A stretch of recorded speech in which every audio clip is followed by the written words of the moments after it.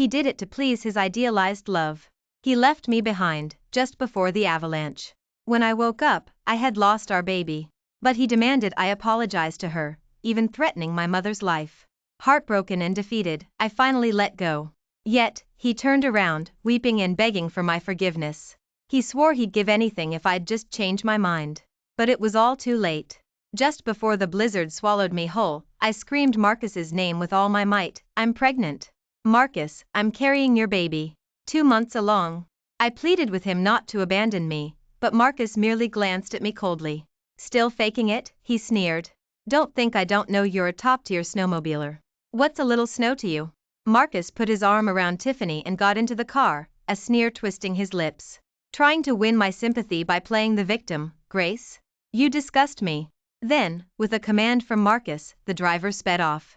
I struggled to chase after them, but just as the car's tail lights were about to vanish from my sight, I was flung hard onto the snowy ground.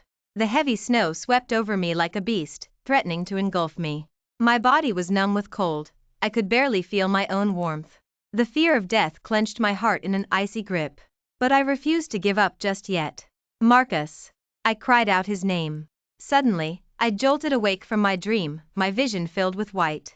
I threw off the covers and got out of bed, only to faintly hear a conversation outside the door. When is she finally going to wake up? It's been 2 days.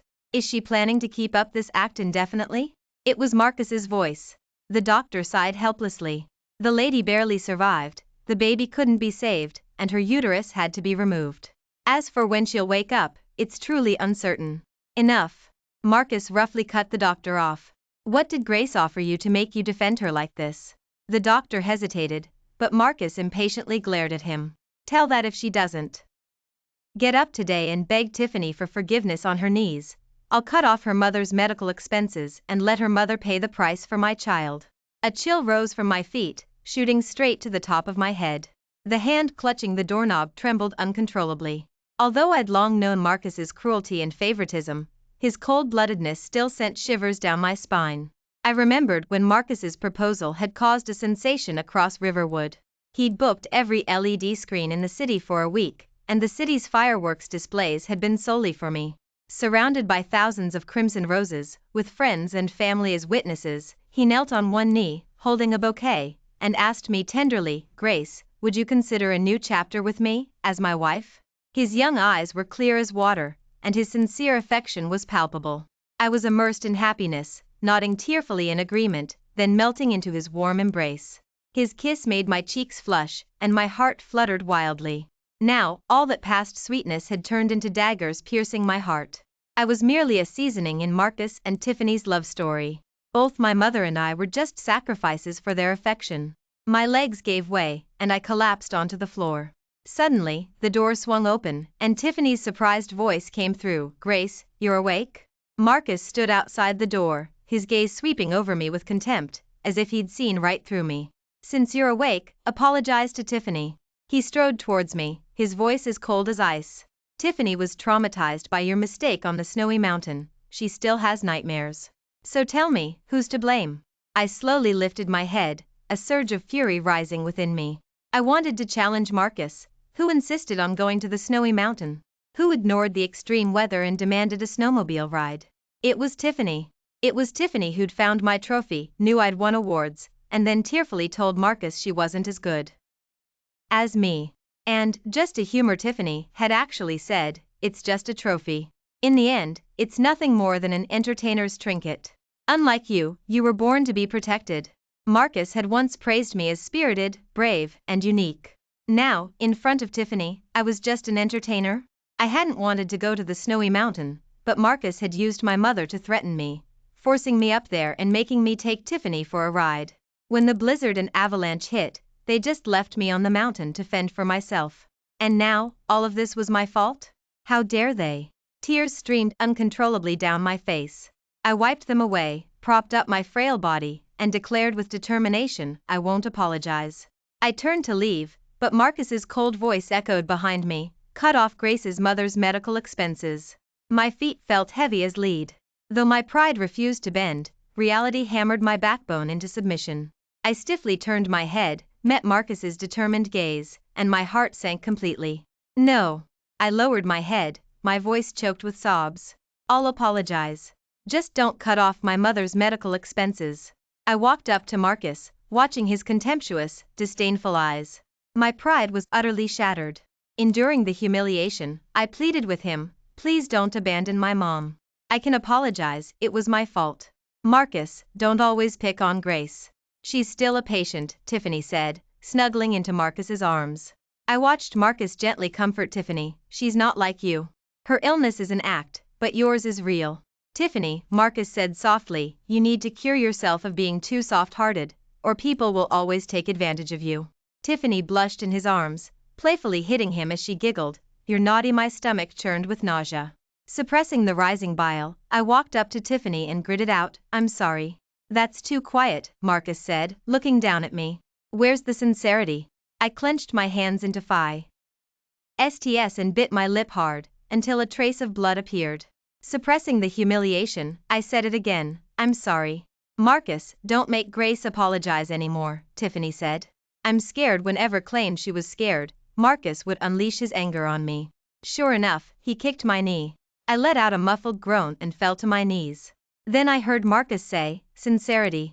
Trembling all over, I knelt there, my eyes red-rimmed, repeating over and over, I'm sorry. I'm sorry. I'm sorry. Then, finally, Tiffany tossed out a dismissive, it's fine. As in Tiffany's footsteps faded, I felt as if all my strength had been drained, and I slumped directly onto the floor, staring at the ward ceiling. I felt like an empty shell, tears streaming from my eyes. I ran my hand over my flat stomach, where a life no longer resided. The small home that had nurtured it was gone, taken along with the baby. Even though I told myself it was better not to have given birth to the child, at least the baby wouldn't have to suffer with me, I still felt such intense pain, a suffocating ache. It was a pain that made me wish I were dead. A pain that made me want to take Marcus down with me. But I still had my mother. 3 years ago, the Joe family suddenly declared bankruptcy. My father jumped to his death, and my mother tried to follow him, but she was rescued. Now, she lies in the hospital, a permanent vegetative state, never to wake. And I, once the revered daughter of the Joe family, had become what others called a parasitic vine, living off Marcus. It wasn't that I didn't care about the gossip, nor did I never beg Marcus to clear my name. But every time someone tried to disparage me to highlight Marcus's devotion, he would simply say, I will not betray my legal wife. Then he would look at me with a sharp, piercing gaze. Grace, you deserve all of this. Do you remember? Marcus gripped my chin. If it weren't for your parents, Tiffany would never have gone abroad back then. Marcus told me that he and Tiffany had been in a relationship before me, but their disparate social statuses had forced them apart. And the Joe family's masterpiece, he claimed, was merely his way of exacting revenge for their class prejudice. He wanted me to face reality. It was then that I fully understood. I was nothing more than a pawn in Marcus's revenge, and the entire Joe family was a sacrificial offering between him and Tiffany. More than once, I had suggested divorce. More than once I had offered to let him and Tiffany be together, happy and free. All I wanted was a peaceful life. But refused. He gripped my neck and told me that good things don't just happen in this world, that mistakes always come with a price. If I dared to leave, he'd let my mother die in the hospital, die right in front of me. I had no other family left. Marcus was certain I couldn't abandon my mother, my only remaining kin. But why had Marcus and I ended up like this? Dragging my aching body, I got up from the floor and walked to the VIP ward. Seeing my mother, riddled with tubes and wires, still made my heart ache. I took her hand, tears splashing onto it, and cried out to her. Mom, when will you wake up? The doctors said Mom might never wake up, that the chances were virtually zero. Yet, I still longed to be held in her arms again, to be the daughter cherished by her parents. I feel so tired. Mom. I truly feel so weary. I lay my head on my mother's bedside, crying, I don't want to be entangled with Marcus anymore. If only I could, Mom, I'd really want to leave, to never come back again. Once, Grace loved Marcus more than anyone. Now, I only wanted to leave Marcus forever. I stayed by my mother's bedside, telling her about my baby, about the Joe Corporation, and how, if I could, I would never have provoked Marcus. If only I hadn't provoked Marcus, I would still be the daughter cherished by my parents, their precious darling. I stayed with my mother until dark. When I returned to my ward, I saw Tiffany leisurely playing with my phone on my bed. Well, Tiffany had already shed her pretense in front of Marcus, saying acerbically, crying to your half-dead mother again? Tiffany fiddled with my phone. Grace, if I were you, I would have taken your mother and just died already. Look at you.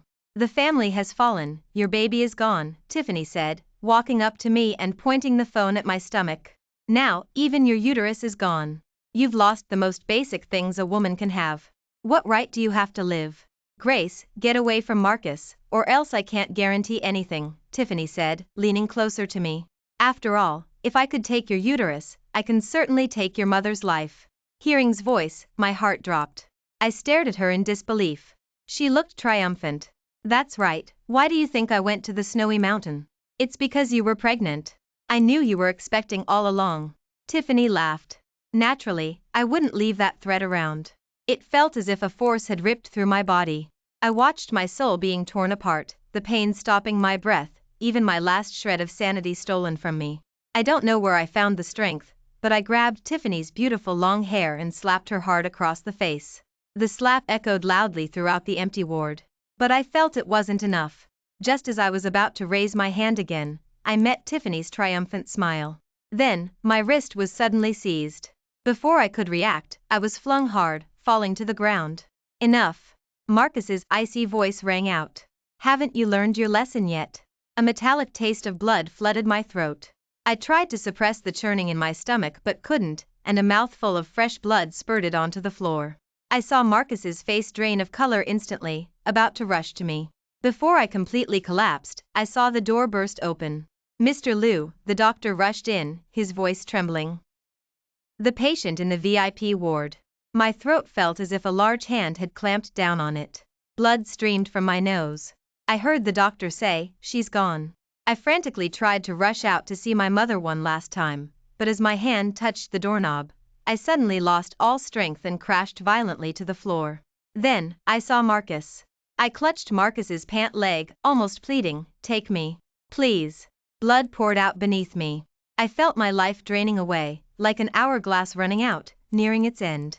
But I still desperately wanted to see my mother one last time. Please. I offered my utmost sincerity. If you agree, we'll get a divorce. Beyond divorce, I didn't know what else Marcus could possibly want from me. I could only use divorce as a bargaining chip, pleading with him to take me to see my mother. But the tenderness in Marcus's eyes vanished completely the moment I mentioned divorce. Marcus pried my fingers away one by one. Then I heard his voice, like that of a demon, say, keep an eye on her. Don't let her escape. While I was being resuscitated in the ER, my mother was being laid to rest. I didn't even get to see her one last time before she left me forever, leaving me as the only superfluous person in this world. Lying in the hospital bed, I thought for a very long time, but I still couldn't understand. Why had everything turned out this way? Before today, Marcus and I had moments of happiness. The year we first married, Marcus took me on a trip around the world. We saw the aurora borealis, chased sunsets, witnessed the golden peaks at sunrise, and at every famous landmark, we kissed, embraced, and promised to be together forever. That year, Marcus loved me so much that everyone envied me for marrying for love. He was clearly a prodigy, yet he was willing to be like an ordinary person for me, carrying me on his back as he ran through the rain. He'd fly to Metro City just to buy a small cake because I'd mentioned I liked it. And when I caught a cold, he'd drop projects worth billions just to personally care for me at my bedside. Marcus said, marrying you is my greatest blessing. I had a persistent high fever, and he stayed by my side for 3 days, never changing his clothes, recounting our past again and again at my bedside. He said, you used to love sneaking fruits, but Aunt would say a girl should act like a proper girl. So, you came to me and asked if I'd be willing to take you to sneak fruits. Back then, I thought, how could there be such a sweet girl? Marcus's voice echoed in my ears like a breeze, making it hard to distinguish reality from a dream. Later, my parents told me you were my childhood arrangement. I couldn't wait to stick by your side every day. You were afraid of thunder. Every rainy season, whenever it thundered, I'd secretly climb to your room and stay with you all night, just a door separating us. Thunder rumbled outside the window, and Marcus kept telling me from outside, Grace, don't be afraid. I'm Grace's knight, and I'll chase away the demons. For those years, I never had nightmares again. My restless, anxious heart had found its harbor. That harbor had a name, Marcus. But himself pushed me towards a deeper abyss. I heard him say, when you were kidnapped as a child, the kidnappers actually made a mistake. They were supposed to snatch me. My parents had offended someone, and I was being targeted and watched. But because you were close to me, many people couldn't tell us apart. So, the kidnappers mistook you for me, locked you in a valley, and that's why you developed that trauma, that fear of thunder. The year of that kidnapping, when my parents exhaustively rescued me, I developed a high fever. After that fever, I started being afraid of thunder, darkness, and damp, gloomy places. And then, I fell in love with Marcus. But no one ever told me that Marcus was the source of all this. I only knew that back then, Marcus was flawlessly good to me, even better than my own parents, which gave me a false impression that in this world, Marcus loved me the most, and I loved Marcus the most. The day I woke up, it wasn't raining anymore. I looked at the empty ward, struggled to sit up, and picked up my phone from the side. Seeing the photo of Marcus and me on the screen, I found it laughable. I deleted the screensaver photo, found Sarah's number, and asked if she'd be willing to take me away. Sarah replied almost instantly. "I've been waiting for you." Sarah replied, "I heard about your mother's situation. That beast doesn't deserve you." Sarah asked when I wanted to leave, and I just told her I wanted to leave with my dignity intact and make that despicable man and woman pay. I asked her for 2 weeks. Sarah didn't want me to stay, but she respected my wishes and agreed to my request. She told me, "No matter when, if you need anything, just tell me." Sarah said, "I'm always here for you." In that moment, my heart, which I thought would never waver again, rippled because of Sarah. Warmth flowed through countless cracks, spreading to every part of my body. Just as I was about to put down my phone, I saw Tiffany push open the door and walk in. She ran a hand over her flat stomach and sat down in front of me like a victor. "Grace, what you couldn't do, I did." I looked up, and Tiffany challenged me, "I'm pregnant. It's Marcus's baby. We're going to have this baby. Marcus said he won't let this child be born out of wedlock, and he'll let the child inherit all his assets."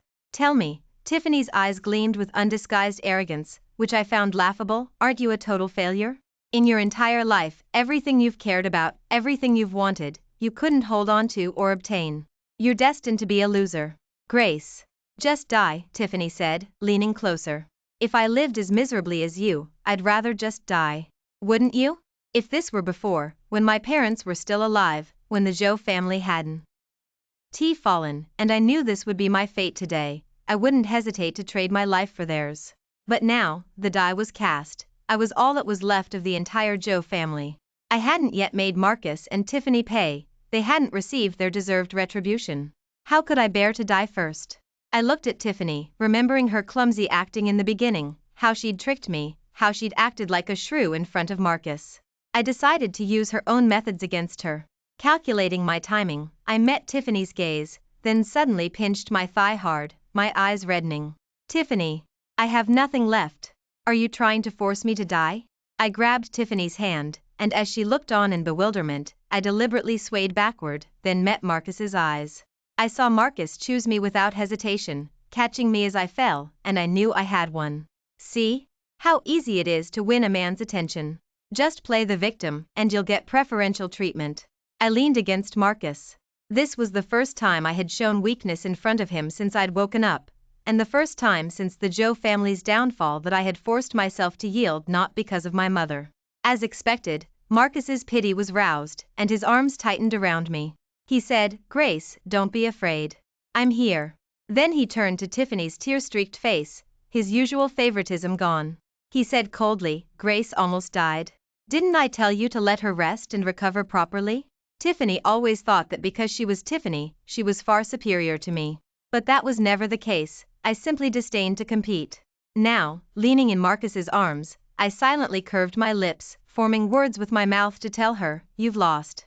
Then, I watched Tiffany charge at me like a madwoman, trying to hit me.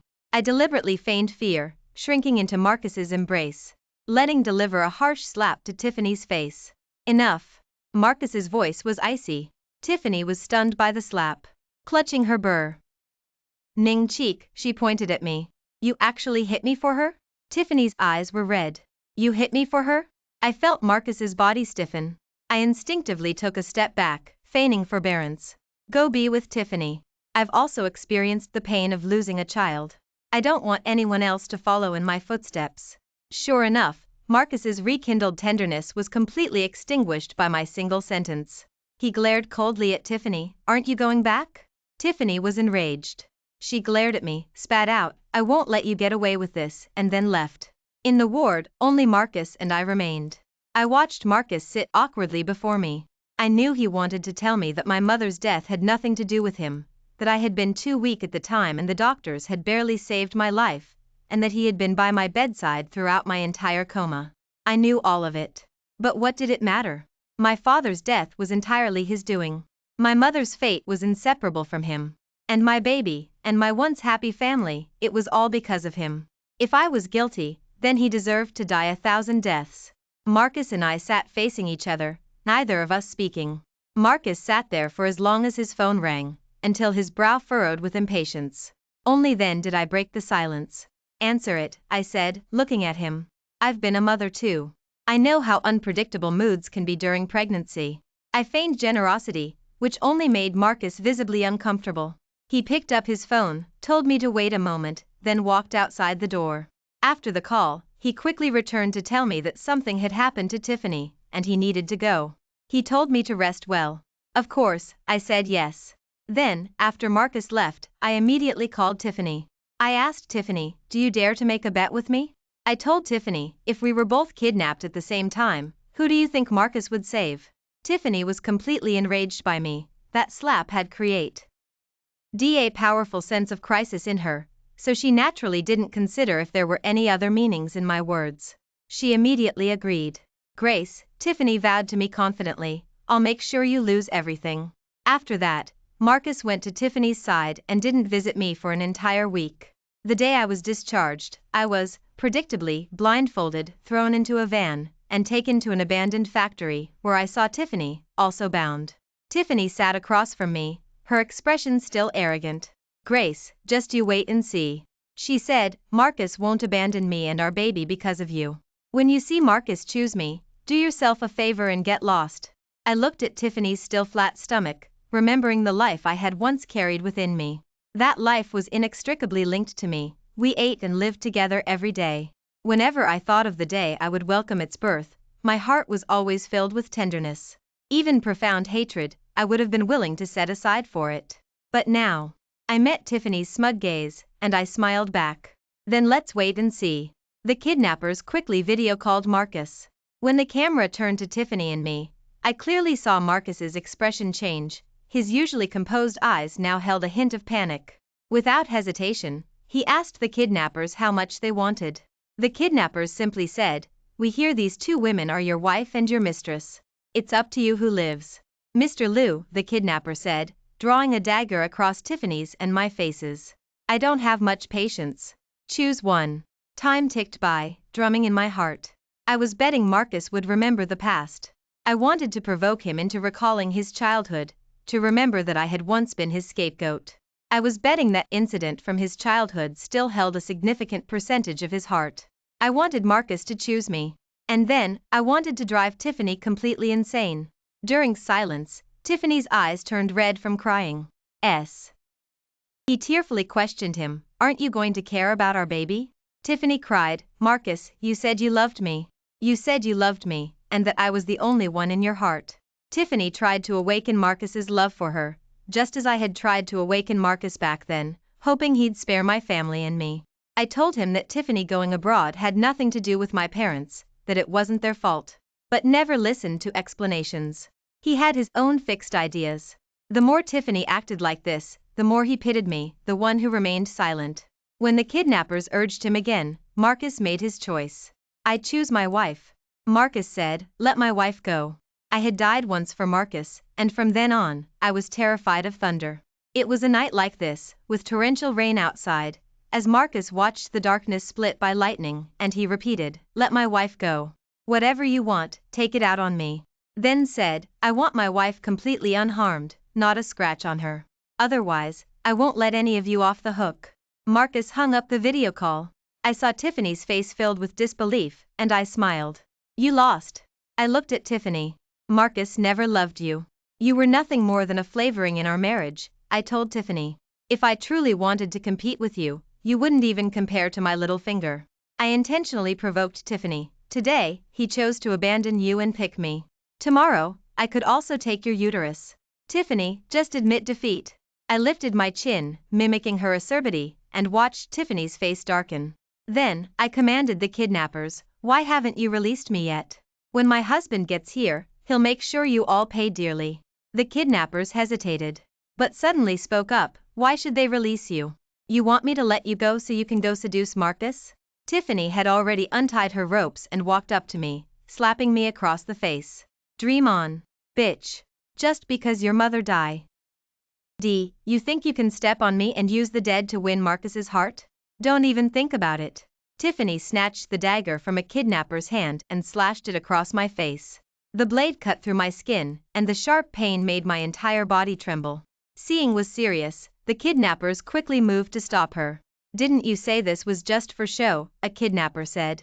We don't want to actually go to jail. You said you could handle everything.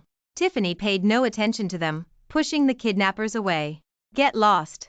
If she walks out of here alive today, I won't have a good day ever again. Tiffany was like a madwoman, trying to disfigure my face. Did she think I still cared about this appearance? I felt the blade slash across my body again, my shoulders, my legs, my neck. I felt blood gush from every part of my body. I calculated the time.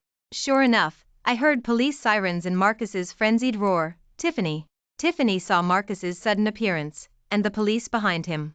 She suddenly understood something and turned to look at me. Ha ha ha ha ha. Bitch. Tiffany screamed, lunging at me with the dagger. You played me.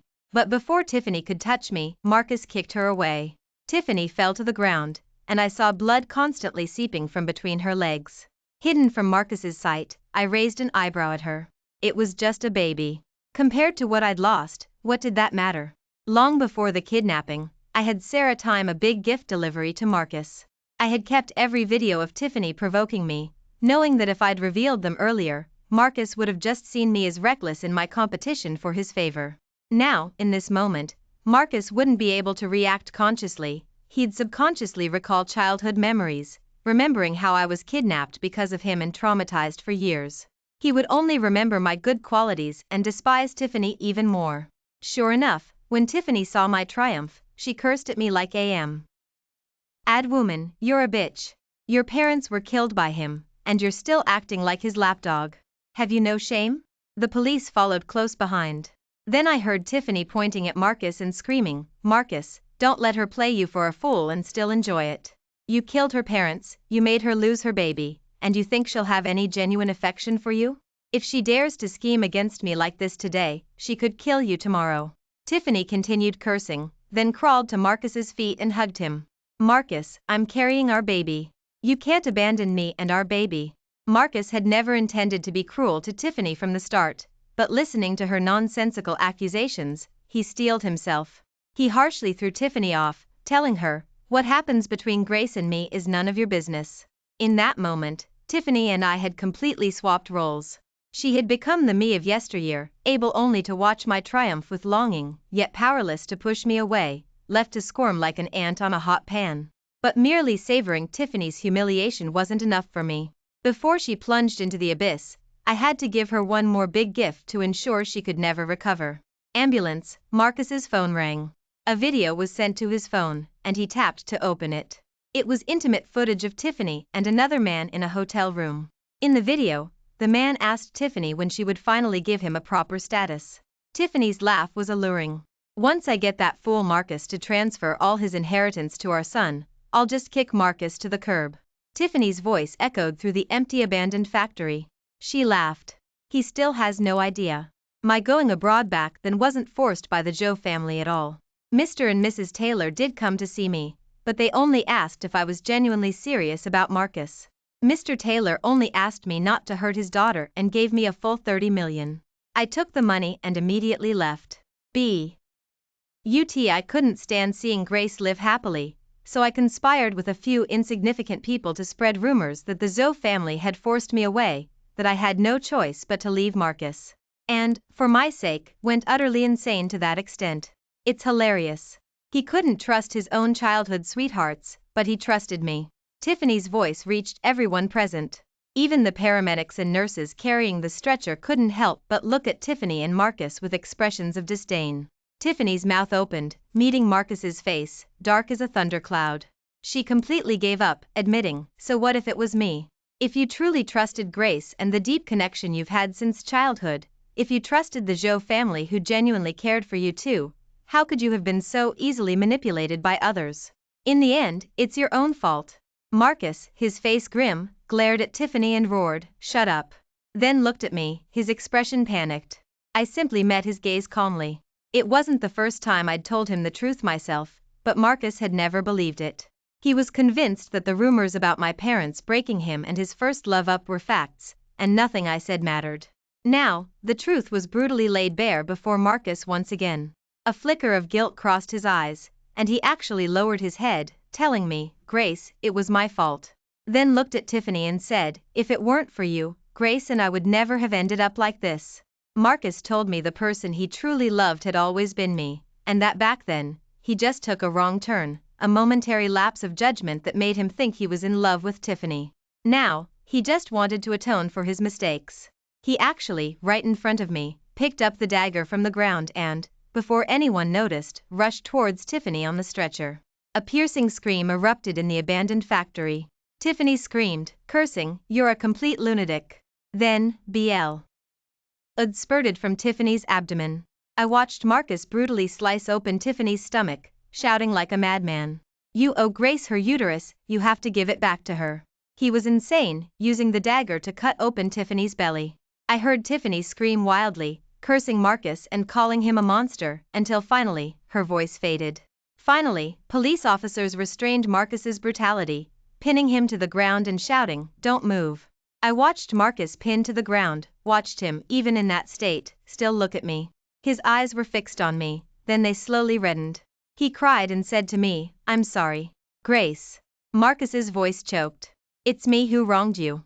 When I first learned Marcus had a first love, rumors were already rampant. It wasn't that I didn't confront Marcus about the truth, asking him if he truly loved someone else. I told Marcus that if he genuinely loved someone else, I could let him go. I promised I wouldn't interfere between them. But back then, Marcus was convinced my parents had torn them apart. He just choked me, taking my breath away, and told me, "Grace, you have to pay the price for your mistakes. Think you can walk away unscathed? Dream on." Then, in a way I could never accept, he stripped away all my hopes for life, watching me descend into hell, merely observing my humiliation with cold indifference, doing nothing. Now, he was crying, begging for my forgiveness, and I just watched him coldly. Never. Later, I heard Tiffany died that night, and Marcus was sentenced to life imprisonment. The day Sarah came to pick me up, she was shaking all over, crying. She yelled at me, "Do you have any idea how dangerous that was? You never tell me how dangerous things are." Sarah's tears fell onto my neck. They were warm. It was the strength of life. I looked at Sarah, then suddenly hugged her tightly, leaning on her shoulder and telling her, "It's so good to have you. As long as there's hope, things will truly be good." Thank you for watching today's story. If you enjoyed this video, please give it a thumbs up and share it with your friends. We look forward to hearing your thoughts in the comments section. Feel free to share your perspectives, and don't forget to subscribe to our channel for more exciting stories. See you next time.